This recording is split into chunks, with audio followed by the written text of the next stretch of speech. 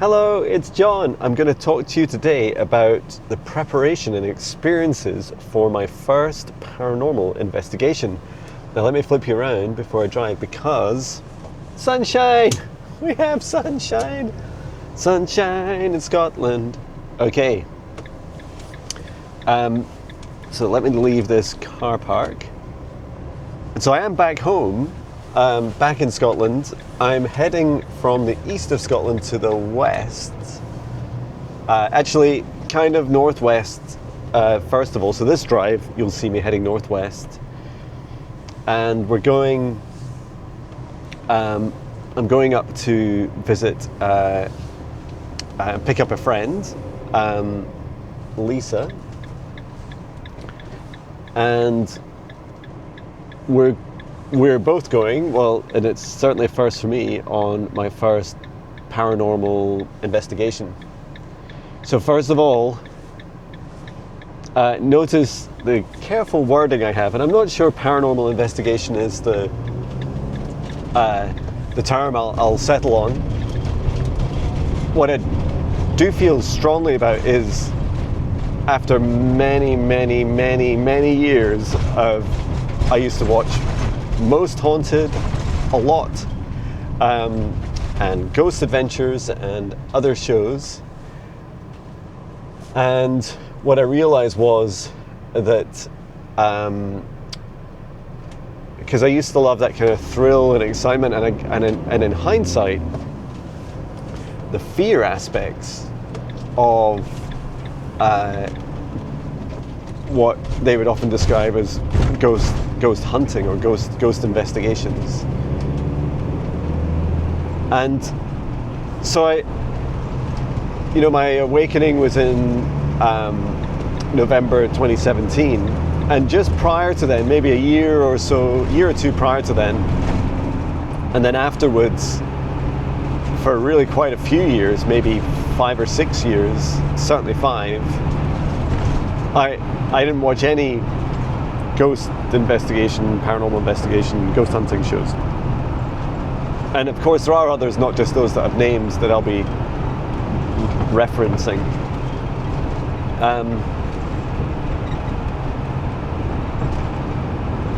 So why am I being guided to do this at all? Well, the one thing that our like paranormal TV shows do is they help show the interaction between humans and beings who are more in a spirit form. Often, not always, often they're in the fourth dimensional beings, where a lot of our ghosts reside. And our ancestors knew this, right? Our ancestors knew that that their ancestors, our ancestors' ancestors that came before them, they exist, they coexist with us here on Earth in a different dimension, so at a different frequency. And it's not just the ghosts of people, it includes animals, every living thing, and non-human entities, ranging from angels to demons and everything in between. So about 5 years after my awakening, so this must have been, let's do some simple maths, John, around 2022, when I checked back in on watching paranormal shows, I felt that, first of all, my perception shocked me. So I could sense, I could perceive when watching, a recorded show, and it could be years old, when I was watching it, I could see with my third eye, I could perceive with my senses the entity or entities that the people were interacting with. I could locate them for you in the building that they're in or the area that they're in. I can read the energy of the entity and its intention, whether it's human or demonic or whatever it is, or elemental, and also by being able to read it and its resonant energy, give an indication of perhaps its next steps. What it's building up to, all through its intentions. And what alarmed me about that was that I realized that my living room TV had become a portal through space and time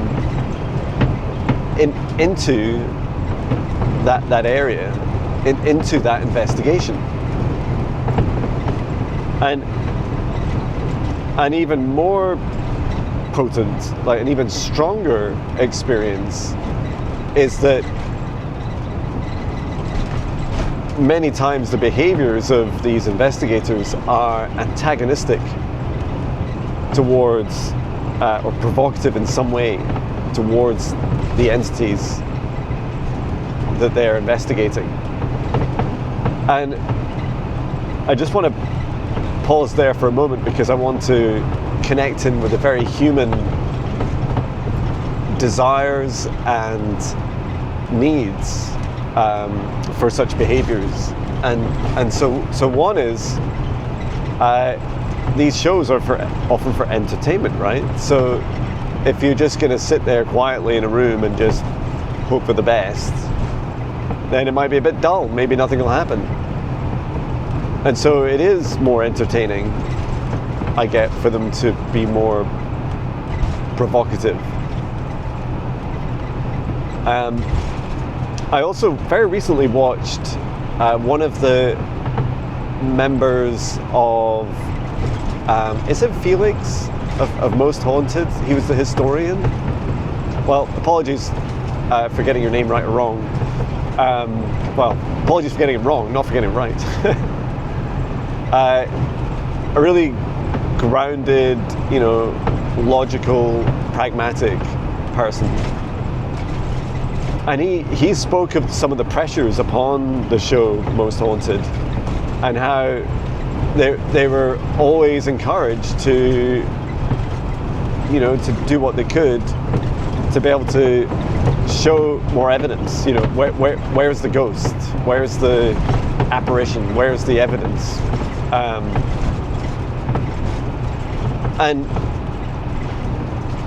And some of that came from the producers, and then it also,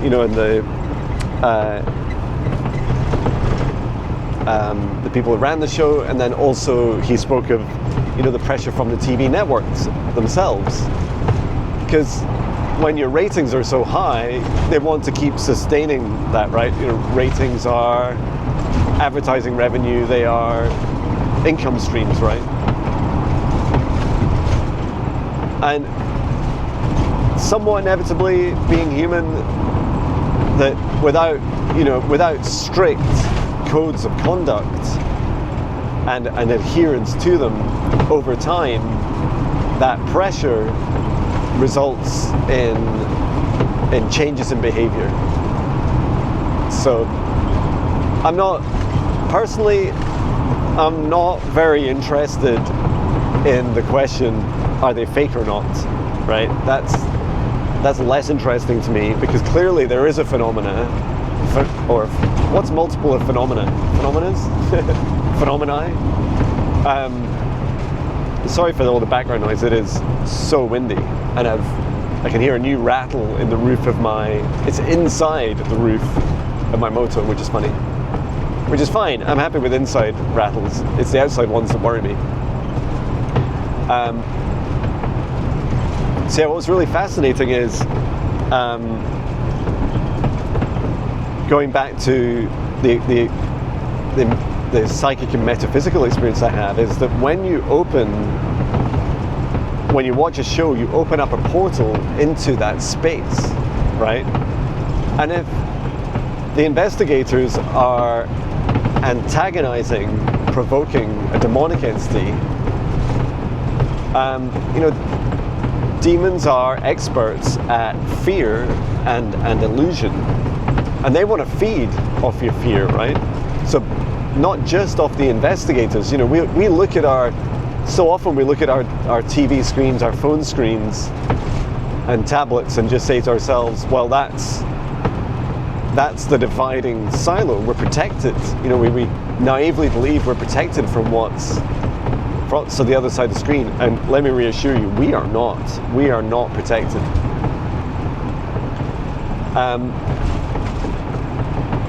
And there are some simple things you can do,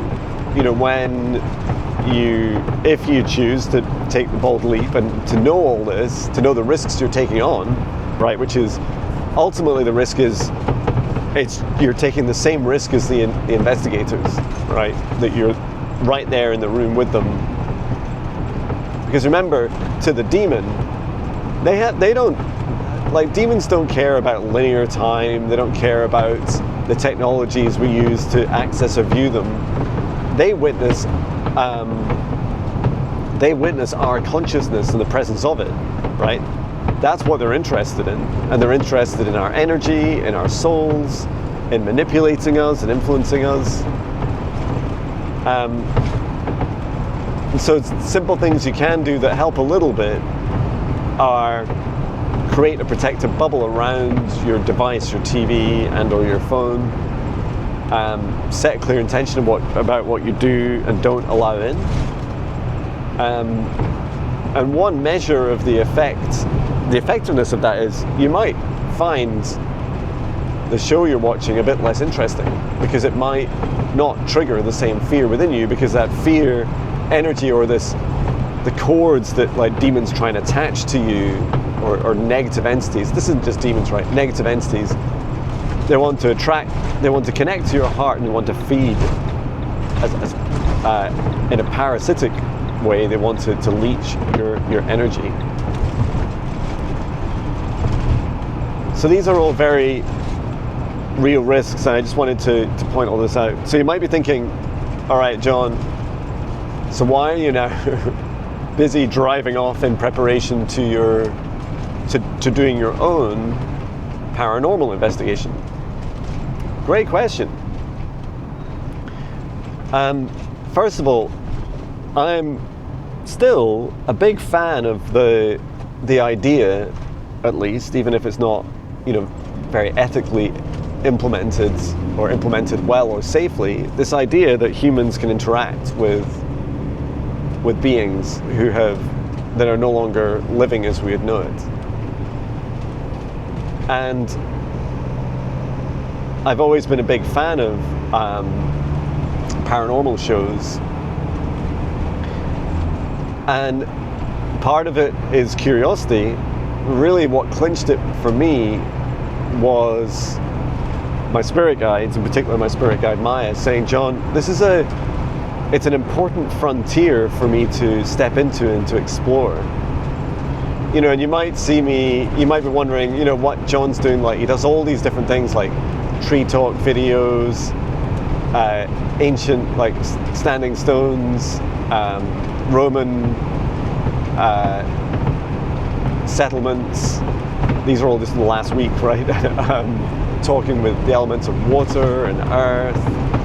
And now he's back home and he's doing a paranormal investigation. Well, this has been booked for many months. In fact, I booked it around November last year. And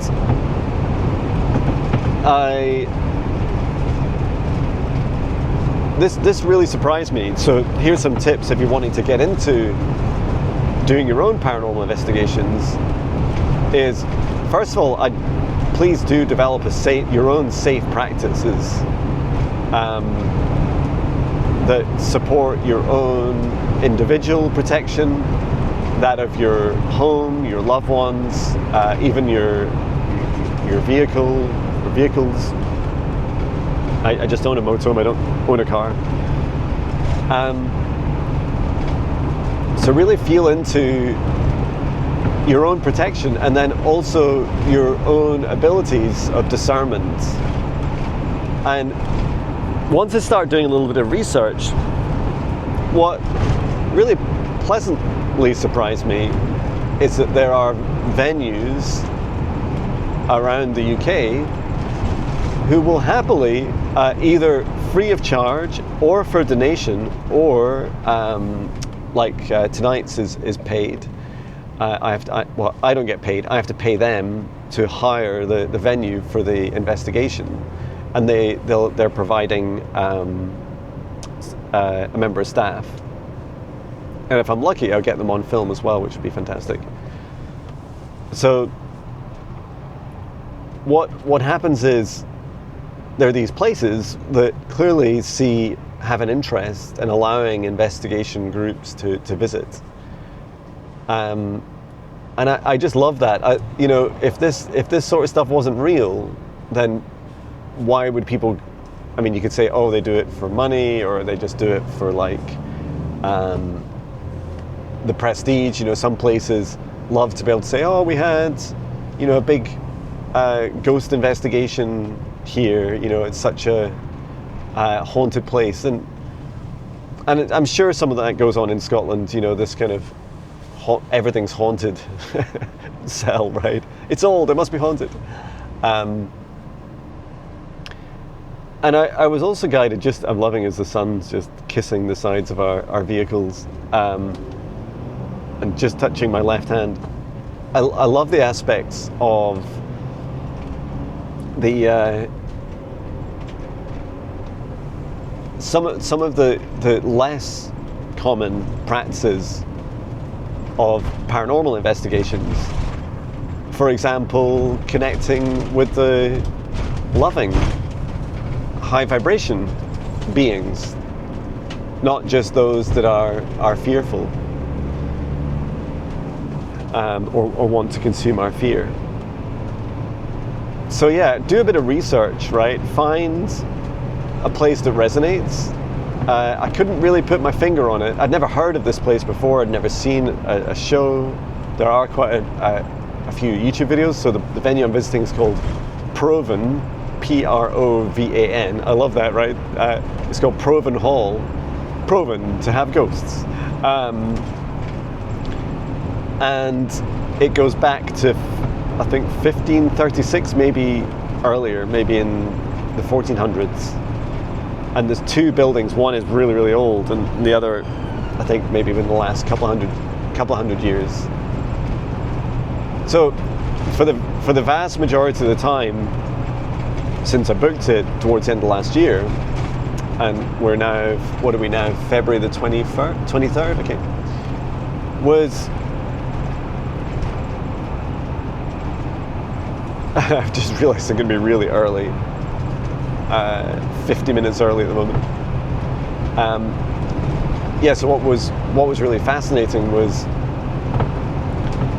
that I was guided not to look at, watch any videos about it. To just, I could do a quick search and see if other paranormal investigations had happened in the location. And of course, since they allow booking, you can book online. They're like, yeah, you can watch these videos. I was guided not to watch them until really close to the time, and that feels, in part, it's like one reason is connected to the fact that there are beings there. I feel them already, even now as we're speaking, and some are happy that I'm visiting, some are unhappy that I'm visiting, some are nervous about what I may do to them when I visit. And I just saw a bird landing in the wind, and someone to ruffle my feathers, ruffle my feathers. Metaphorically, I don't have physical feathers, or maybe I do. Maybe my metaphysical angel wings is what my spirit guide Maya is referring to. And So, you know, I've been away this last week down in Oxfordshire, and then then Birmingham, and then the north. So that was the Midlands of England, and then the northeast of England. And only 48 hours ago, I got home. So I've had a full day at home yesterday, and does it want us to go? Oh, that's weird. Why does it want me to go left there? That makes no sense. Oh, it doesn't. My GPS was like, that's so weird. It like forward wound to like miles in the future. That was really strange. So,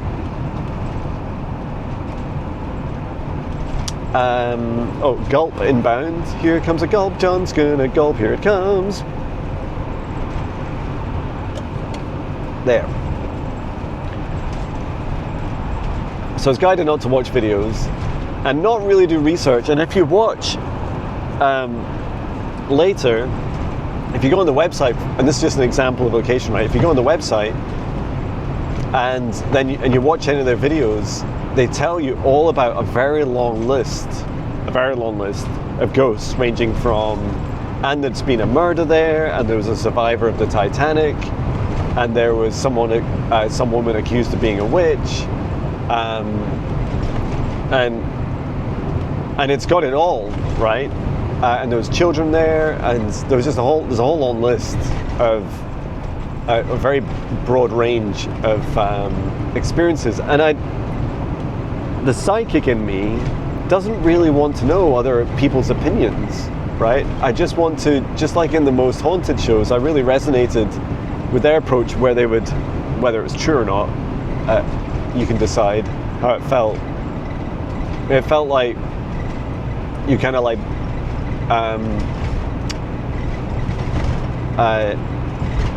blindfolded and then taken to a site, and you're not meant to know where it is or to know anything about it, and then you just have to rely on your psychic abilities.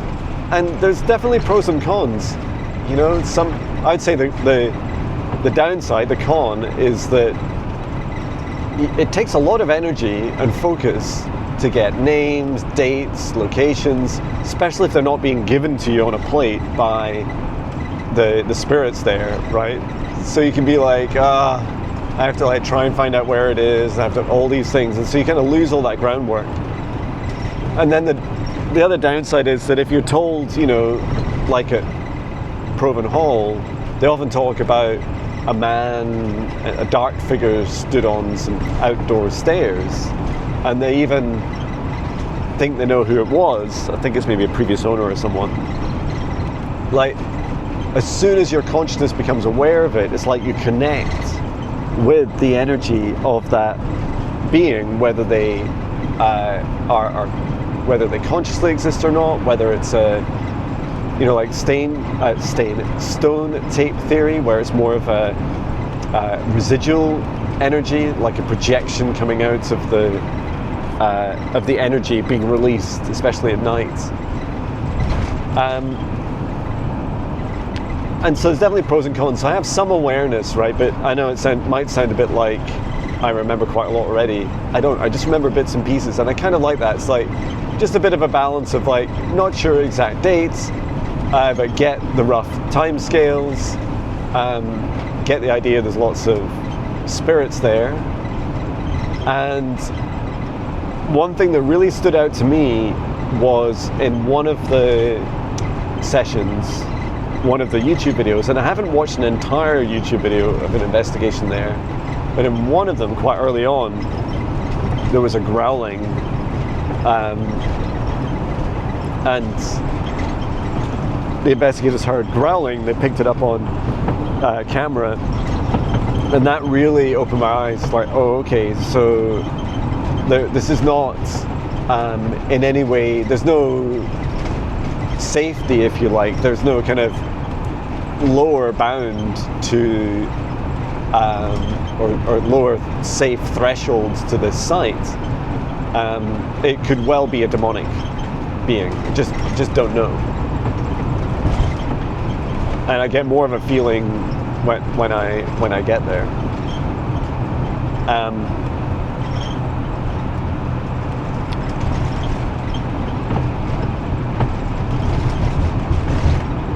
So I did have 2 dreams. So the last 2 nights I've definitely dreamt about the place. Saturday night, so this is now Monday, right, today. Saturday night, I was,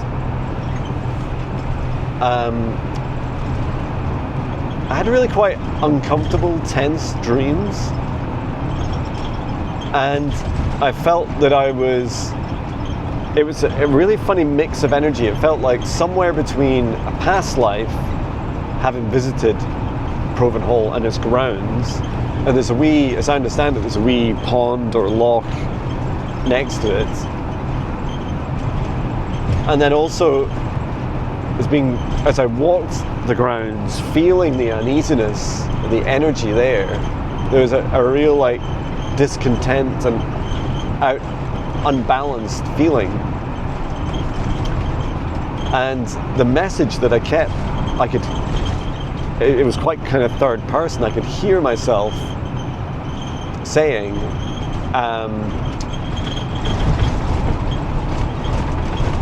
that the land needs to be investigated, the land needs to be communicated with, the land needs to be part of the investigation. And it's like, okay. So little did I know how important that was. So what I did was I was guided.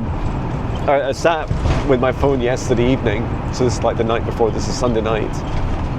Sat with my phone before I went to bed, and my spirit guide Maya was saying, John, pay attention to the ley lines, the mapped ley lines of the area. And I was like, oh, okay. So there's this place, if you Google Glasgow, Scotland, ley lines, you get this little picture, and it has a place called the Necropolis right at the center, and then all these offshoots, these lines that come out from the Necropolis. Now, I haven't done any research on the Necropolis. I've never heard of what it was, or what it means. I just did a very quick glance by clicking on the link on Google, and it said, oh, this is where many people of nobility were buried. And just seeing the pictures, it seems huge. It seems like this really big graveyard, but it feels like there is more. There's a lot more to it. And I asked my spirit guide Maya, why is the necropolis so important? Why are so many kind of rich people buried there? And what's it got to do with me and my investigation on Monday? And she said, it's a central point, an energetic junction of ley lines in Scotland, in Glasgow, so over towards the west of the country. I live on the east. And that it has a connection to my home. And I was like, what? I was like, are you serious? And so I started doing a bit more investigation, and if you draw a line from the necropolis, it continues east. I'm not sure if it's directly due east or not, but something like that. Wow, look at all the traffic on the right. Glad I'm on the left here. So you head due east. The next point that it shows on the little diagram is Proven Hall. And you think, well, 2 points are always going to have a direct line between them, right? So that's not so important. And then I looked, and I was shown another place, and if I get this right, it's called Loch Wood End. So Loch, one word, and then Wood End. Which is really funny because I live near Loch End Woods, right? Where I live. So Lockwood End is also a site that features on this ley line, and then what goes way off that map, right? But if you continue to draw a line on a map, it touches the town where I live. In fact, it may even be a direct line to my home, and that astounds me, right? And so last night, I go to sleep, and I started having some more dreams, and I started dreaming a bit more about, first of all, making sure that I'm fully protected before I go and have really, really clear intentions before I visit the site today.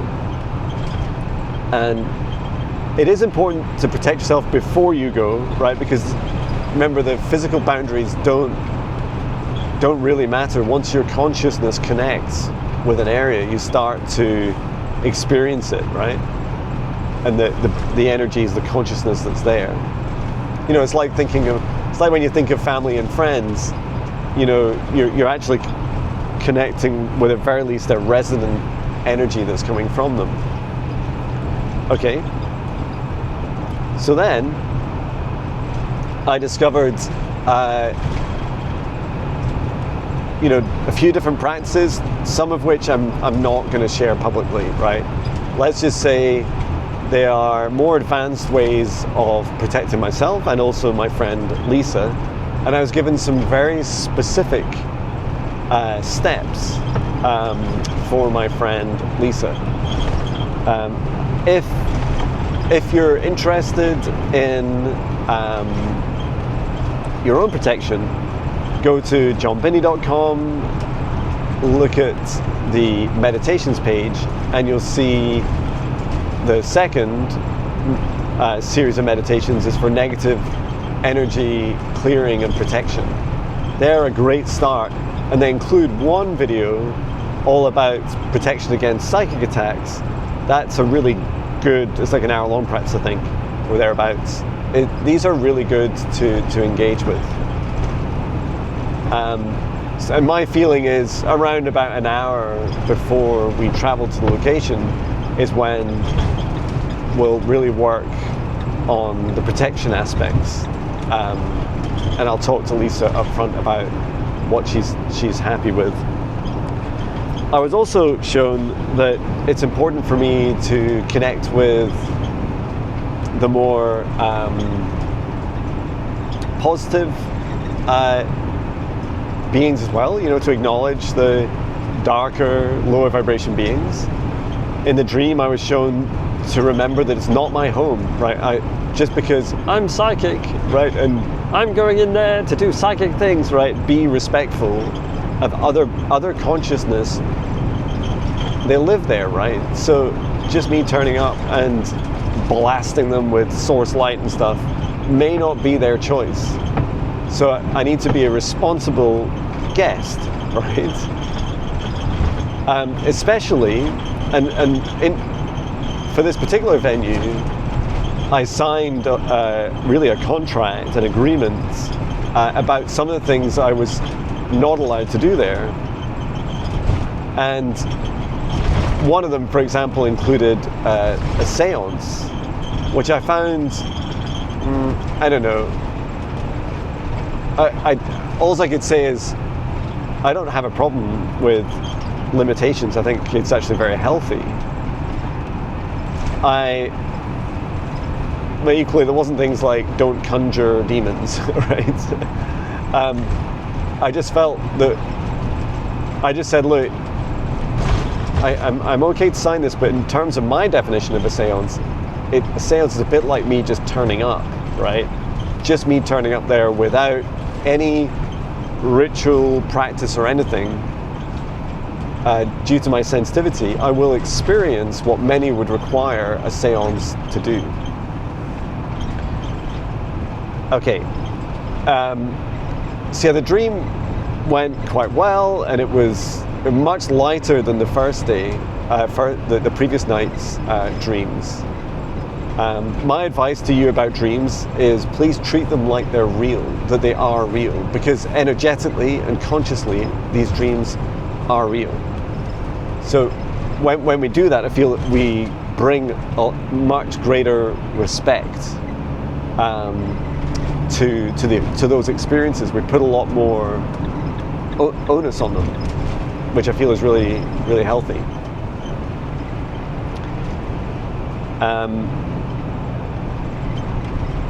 Okay.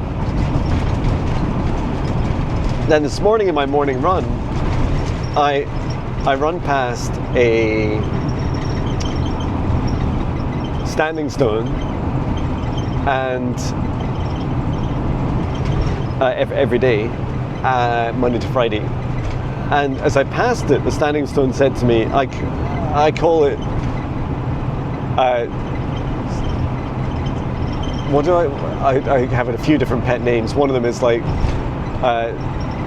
Standy McStone.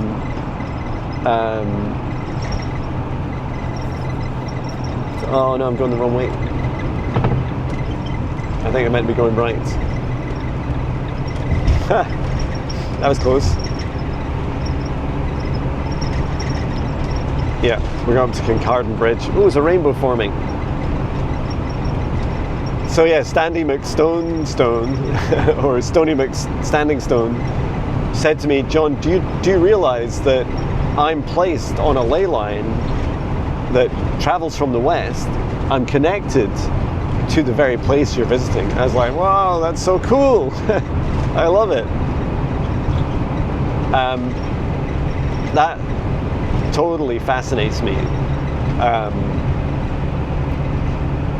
And it also feels that the people that built Proven Hall knew about the ley line that they're building it upon. And absolutely, the spirits there know that it's built on a ley line and that they can charge their energy. And I'm just going to say this in case I forget. Like, some of the things I will not do, right? Or if I do them, I'm doing them by accident, right? Some things I will not do. I will not give permission to any being to use my energy. I do not give permission to that. I will not give permission for any being to attach to me. I will not give permission to for any being to speak through me. You know, this is much more like walking into a pub full of people, and maybe some of them are drunk. It's just you can't see them very well with your first two eyes, right? They are absolutely real, and you need to be careful about who you trust and who you trust with your energy and even your connections. I will also not assume that just because a being says that it's a child, or even makes childlike noises or does childlike things, that it is a child, right? Given that demons are masters of illusion. Okay, let's go on. We've got about 20 minutes left before I arrive.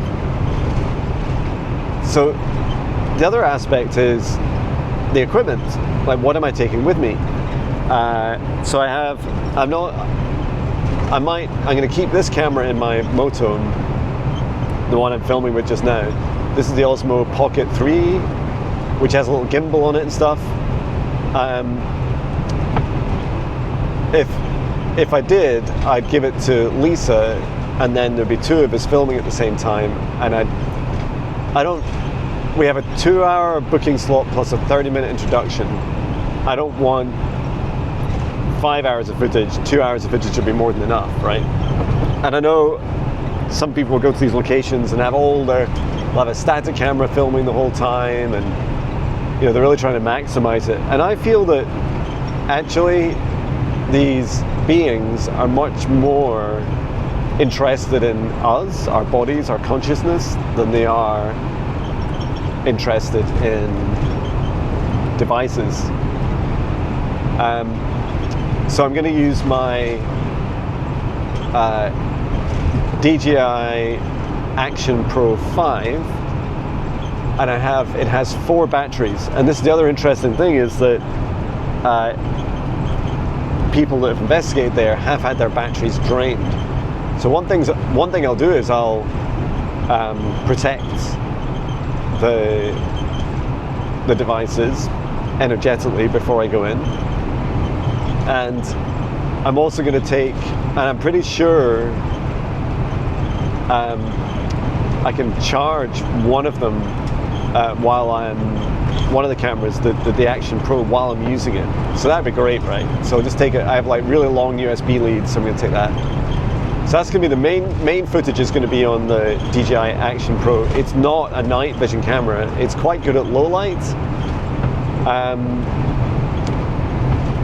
And then I also have a handheld infrared camera, which is more, it's not to like capture evidence and go, oh look, we found a blob that's like a cold patch and it's moving around. It looks a bit like a humanoid shape. It'll be more like you can't. I think it's quite hard to like record footage on it and then download it, etc. So it's going to be more like for situational awareness and helping directors to different things. And I also have my night vision camera, and it does have a torch, an infrared torch, so I can use that. It's a bit of a faff though to connect it up together, and so I suspect I'll just have low light in the rooms that we go into and not rely on night vision.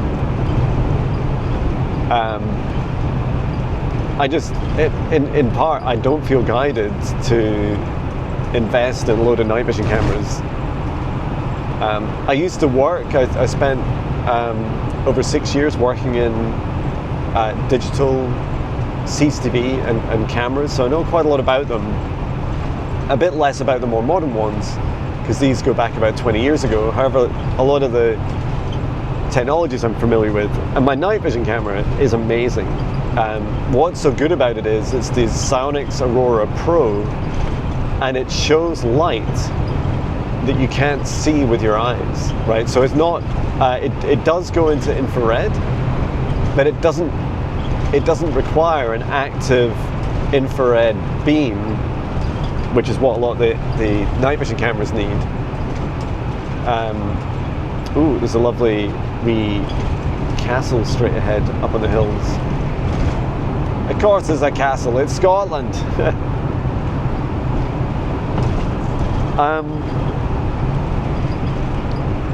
Is there anything else I'm bringing? I think that's it. Yeah, I'll just bring some chargers for my phone and etc. Like the Motome's amazing because I can charge loads of things at once. I don't even know how many USB chargers it has. 10 at least, and huge battery capacity. So that's handy. Oh yeah, so the thing I haven't covered is the plan for Lisa and I is once we meet up, we'll be heading to, and I've totally forgotten the name of it. It's basically the place. It's the nearest I can reasonably get to the Loch Wood End, right? So the idea is we're going to go and do like a psychic tree talk, talking with the land, talking the elements, and talk with the ley line and commune with the elementals of the ley line prior to the investigation tonight. In part, it's to just spend time together and have fun, Lisa and I. Whoa, it's a massive castle next to us. That's Linlithgow Palace to the left of us. Oh, I wish you could see it. It's so beautiful. It is epic.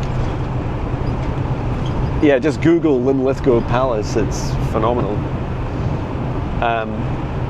So there's that. And I feel that's really going to help us. I know that you know, like in spy movies, they say go to location X and await further instructions. That's what it feels like. We're being guided to go to another location, not the necropolis. It did occur to me to go to the necropolis, the heart, supposed heart of this ley line. It just felt like a lot of dark energy there too, and it's lighter at Lockwood End. So we're going to go there instead, or at very least the little country park that's next to it. So that's exciting. And then, I don't know, drink coffee, eat, chat, and we'll be preparing ourselves. And then, yeah, during the investigation, just going to see how things go. I'm not going to obsess about visiting every room and trying everything. I'm going to maybe divide, since it's 2 buildings, like divide it into 2. I just don't really mind. One really interesting thing I was shown in advance is that there are beings that travel down the ley line, and they go under the ground, these beings, so these are in spirit form, right? They travel along the ley line from the necropolis to Proven Hall, and then they come up from the ground into Proven Hall. And I was asked, I asked, like, why am I being shown this? And my spirit guide Maya explained that spirits feel a bit of an effect like a diver diving deep underwater and then popping up for air within a diving bell. You know, these huge bells that they'd put down to maybe the ocean floor, and it would carry, it might even be pressurized to an extent. They'd carry a significant amount of air, so you could dive up into the bell and it'd have an air supply connected to it, and you would breathe in the air, and then you could go back out diving again. And that shown, this is what spirits are doing, really blew my mind, because it really helped me understand that there are beings, first of all, that traverse through that area and through that venue that didn't originate there, and that's really important, right? That kind of, for me, it increases the level of risk and increases the level of caution, and it also prompted me, if I remember, I will ask the people that work there if there's anything I can do to help.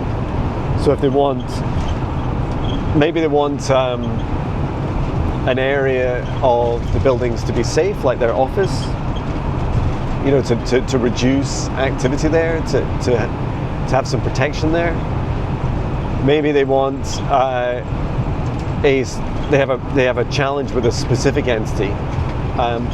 They may also have a desire for beings that are trapped there to be released, or, you know, given the option to more freely roam, which would be lovely. So yeah, all the above feels really, really helpful.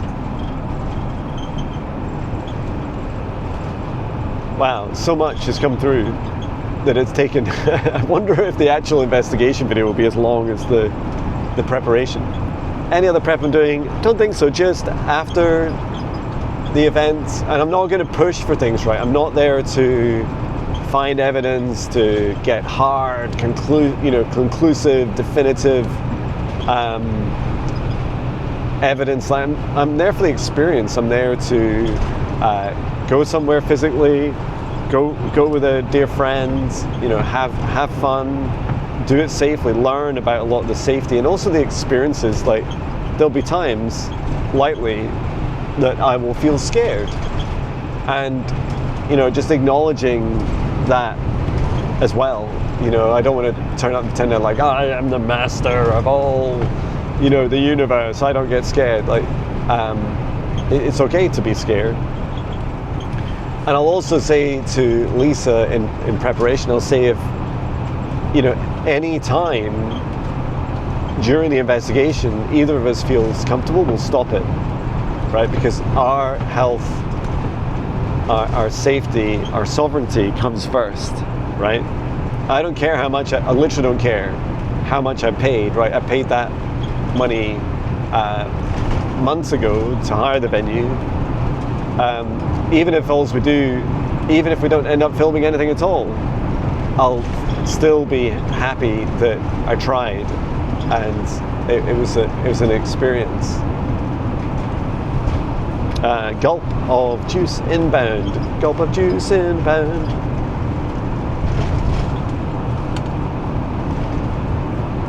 And afterwards, this was also one of the reasons why I wanted to pick my friend up, Lisa up, and drive them home afterwards, is that it feels really important to have time to decompress, to do a clearing and to remove any attachments, to clear my motorhome as well, which will be in the area, and just really take our time, not get too overcome with the adrenaline and the excitement of the adventure, and more really feel into what's now the safest thing to do. It's really tempting just to, it reminds me of that feeling of when I used to gig in a band every weekend for years. Oh, we're just coming up on the Kelpies. I hope you get to see them. Hope you get to see these. These are two giant seahorse sculptures. Kelpies, also referred, it's also the Loch Ness Monster, or I don't like the word monster. The Loch Ness being, Kelpie. Can you see them on the left now? They're just about to get really big and pass by. They're two giant horse heads, really beautiful. You can also camp there overnight. Not in them, but just right next to them. Although I hear it's a bit of a wild camp, a bit of a wild location. It's right next to this busy motorway that connects Edinburgh and Glasgow. So I'm being told to turn off soon. I'm also 45 minutes early, which is really funny. So I'm just going to find a place nearby to probably just stop at a supermarket or something and if there is one, and park, or some car park. What else? Yeah, so we'll do a bit of a debrief, and then it'll be really interesting listening back to video footage, because I know during these investigations a lot of people have EVPs. What's it called? Is it called electrical voice phenomena? EVP? It's a very slow police van that just overtook us. I think it's slow because of the wind. So yeah, that'll be interesting to listen back in the edit. And I don't know when the edits. I want to take a bit of time with the edit, in part for that reason. And I'll also have extra footage, right? I'll have footage from, at very least, my night vision camera and my DJI Action Pro. I've also got, backup camera. This one I'm using just now, and they have huge memory cards, 512 gigabytes. They take 14 hours of footage each at 4K, and that feels really good. Just to have massive storage, and just be prepared for, sometimes the footage is deleted or the batteries are all drained, and it just is what it is. We'll still have our phones, I'm sure, and at very least we'll experience it. Will I do another such events? Yeah, I'd like to. I really like to. It'd be a lot of fun. And there are quite a few people that wanted to join me. And maybe after doing this a few more times in different locations, then consider opening up to small groups. Just not so sure about things like insurance for it. Like, does public indemnity insurance really cover you for, I just don't want anyone to be at risk of any negative energies attaching to them, or their vehicles, or their pets or loved ones, or anything negative happening to people. So definitely this will be interesting for me in person, helping develop my abilities. Oh, and I was also guided, I may well be doing some dragon roars. When I do dragon roars, and sometimes I do it in my morning run, if I ever feel a little bit scared, it's, rather than it being a kind of aggressive response, or aggressive reaction, I tend to find that it's really powerful for me to alchemize. So the dragon light language, the rawr, is really great alchemizing. So it helps turn my fear to transmute it into like a kind of pushing away, a warning, a barrier. So I'm not trying to destroy other entities or harm them in any way, more to like get them to back off,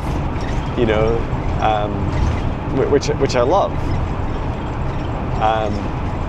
So I'll definitely have that chat with Lisa as well about what are the warning signs to look for in each other when we're scared, because the other risk is if we both get really scared, our vibrations will drop significantly, and therefore our protection will drop a lot as well. Fear is the greatest doorway to breaking through your barriers, right? If you're scared of something, especially if you're scared and you're still there anyway, right? Bravery as an emotion and courage, I feel that they'll help lift you up out of it, and talking about it. And I am sure you can expect some dramatic screams from both of us. That would be funny. It just is what it is. I'm not going out my way to be dramatic. Be rest assured, any experience will be absolutely genuine. So yeah, wish us luck. I enjoyed telling my wife about what it is we're up to, and I think her reaction was, she said, "Ooh, spooky," and I guess little surprises her now about my adventures. I think she thinks it's quite funny, and I know that she wouldn't really choose to do it herself. Not in part she maybe does or doesn't believe in these things. I do feel there's definitely an element of belief, especially when she asked me to do something about a paranormal activity when we visit like a holiday house or something, and it's quite active, and she says, could you maybe like have a chat with the ghosties. So yeah, that's really helpful. So I need to pay attention to, I go left down here, paying attention to my drive, and there's a wee temporary bus stop that looks really cute we just passed. Ooh, this is it's a really interesting roadworks. You have to kind of drive out and around. Oh, there's a co-op just over there. And parking as well. Yeah, I'm gonna have to stop somewhere to prepare before I meet up with my friends. But yeah, if you have any questions about the preparation for